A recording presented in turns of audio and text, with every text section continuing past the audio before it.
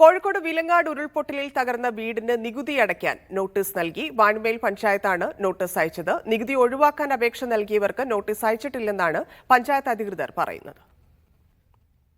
മഞ്ഞച്ചേളിയിൽ 10ാം വാർഡിൽ വീടുണ്ടായിരുന്ന സോണി പന്തലാടിന് വീടിന് നികുതി അടയ്ക്കാൻ ആവശ്യപ്പെട്ട് പഞ്ചായത്ത് അയച്ച നോട്ടീസ് ഇന്നാണ് ലഭിച്ചത്. ജൂലൈ 30-നുണ്ടായ ഉരുൾപൊട്ടലിൽ വീട് തകർന്നതിനെ തുടർന്ന് വാടക വീട്ടിലാണ് സോണി താമസിക്കുന്നത്.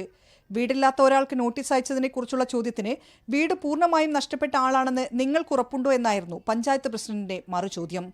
അയാളെ വീട് പൂർണ്ണമായി നഷ്ടപ്പെട്ടാണോ നിങ്ങൾക്ക് ഉറപ്പുണ്ടോ? നിങ്ങൾ നോക്കി അയാളെ വീട് അയാൾ പുതിയ വീടിന് അർഹനാണോന്നും അയാളുടെ വീട് പൂർണ്ണമായി നഷ്ടപ്പെട്ടാണോ എന്നൊക്കെ നിങ്ങൾക്ക് ഉറപ്പായിട്ടുണ്ട്. കുറെ സോണികളുണ്ട്. ഈ പന്തലടിക്കൽ സോണിന്റെ പോയെന്നുള്ള എല്ലാവരും നമുക്ക് തന്നെ ബൈഹാർട്ടാക്കി നടക്കാനാവില്ലല്ലോ. ഞാൻ നോക്കിയിട്ട് പറഞ്ഞുതരാം. വീട് തകർന്നതിനാൽ വാടക വീട്ടിൽ താമസിക്കുന്ന കാര്യം പഞ്ചായത്തിന് അറിയാമെന്ന് സോണി പറയുന്നു. എന്റെ വീടിന്റെ ഫൗണ്ടേഷൻ അടക്കം ഒലിച്ചു പോയതാ. ഇനി അതിലെങ്ങനെ വാസയോഗ്യമാകുമെന്ന് എനിക്കറിയില്ല. ഇനിയിപ്പോ എന്താ സംഭവം വെച്ച് കഴിഞ്ഞാൽ ഞാനൊരു 2 ദിവസമെങ്കിലും JCB വിളിച്ചിട്ട് കല്ലും മണ്ണും മാറ്റിയതിന് ശേഷം വല്ല ടാർപ്പയും കെട്ടിയിട്ട് എന്റെ 2.5 മാസമായ കൊച്ചിനെ അടക്കം അവിടെ താമസിക്കേണ്ട സ്ഥിതിയിലാണ് ഉള്ളത്. ഞാൻ വാടക വീട്ടിലാണ്. സർക്കാരിന്റെ ഭാഗത്ത് എനിക്ക് വാടക വരെയും കിട്ടിക്കൊണ്ടിരിക്കുന്നതാണ്. പഞ്ചായത്തിന് അറിയാവുന്ന കാര്യമാണ്.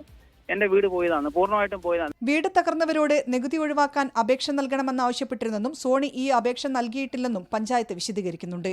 എന്നാൽ തന്നെയാരും ഇക്കാര്യം അറിയിച്ചിട്ടില്ലെന്നും തന്റെ വീട് തകർന്നതിനാലാണ് പുനരധിവാസ പട്ടികയിൽ പേര് ഉൾപ്പെട്ടിട്ടുള്ളതെന്നും സോണി പറയുന്നു. മീഡിയ 1 കോഴിക്കോട്.